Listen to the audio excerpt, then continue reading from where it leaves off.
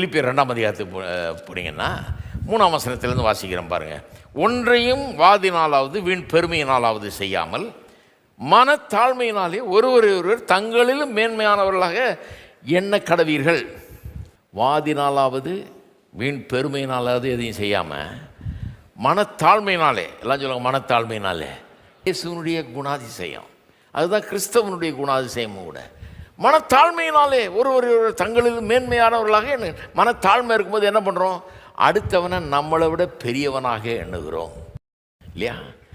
மனத்தாழ்மை உள்ளவர்கள் நான் யார் தெரியுமா பேச மாட்டாங்க, அடுத்த ஆளுக்கு முன்னுரிமை கொடுப்பாங்க.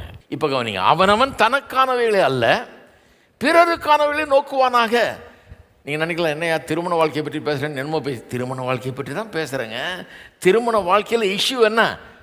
ஒருத்தவங்க சொல்கிறாங்க என்கிட்ட, நிறைய இஷ்யூஸ் இருக்குது பாஸ்டர், எங்களுக்கு இடையே நிறைய இஷ்யூஸ் போயிட்டுருக்குது, பயங்கரமான இஷ்யூஸ் இருக்குது, பேசணும், இதெல்லாம் சால்வ் பண்ணணும். என்ன இஷ்யூஸு? இவர் இப்படி பண்ணாராக்கா, அந்த அவர் சொல்கிறது இந்தம்மா இப்படி பண்ணிச்சாக்கா, அப்படி பண்ணிச்சாங்க. அந்த இருங்க, எதுவுமே இஷ்யூ இல்லை. இஷ்யூ என்ன தெரியுமா? மனத்தாழ்மை இல்லை ரெண்டு பேருக்குமே, அதுதான் இஷ்யூ. மனத்தாழ்மை இருந்தால் ஒருவர் மேன்மையாக எண்ணுவீர்கள். மனத்தாழ்மை இருந்தால் வாதினால் ஒன்றும் செய்ய மாட்டாங்க, வீண் பெருமையினால் ஒன்றும் செய்ய மாட்டீங்க. ஒருவர் தங்களை விட மேன்மையானவர்களாக எண்ணுவீர்கள். மனத்தாழ்மை இருந்தால் அதுதான் இஷ்யூ. திருமண வாழ்க்கை தோல்வி அடைகிறதுல, சண்டை வர்றதில் என்ன இஷ்யூங்க? ஒன்றும் இஷ்யூ இல்லைங்க, வேற எதுவும் இஷ்யூ இல்லை. கதையே கேட்க வேண்டியதில்லை. நான் சொல்கிறேன் என்ன இஷ்யூன்னு, இந்த புராணத்தையே கேட்க வேண்டியதில்லை. இவர் இப்படி பண்ணார், இவர் சரித்திரம் தெரியுமா, இவர் எந்த ஃபேமிலி தெரியுமா, இந்தம்மா எந்த ஃபேமிலியிலேருந்து வர என்ன பண்ணாங்க தெரியும், கேட்க வேண்டியதில்லை.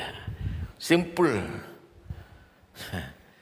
பெருமையினால் வாதினால எல்லாத்தையும் செய்கிறது.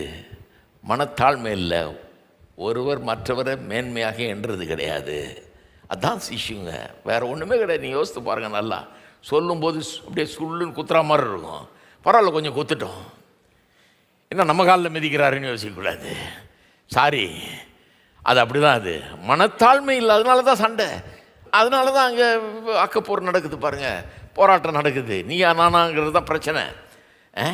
மனத்தாழ்மையினால ஒருவர் தங்களிலும் மேன்மையானவர்களாக எண்ணுங்கள். இப்போ கவனிங்க, அவனவன் தனக்கானவில்லை அல்ல பிறருக்கானவில்லை நோக்குவானாக, மற்றவங்களுக்காகவே வாழுங்கள். அதுதான் இஷ்யூ.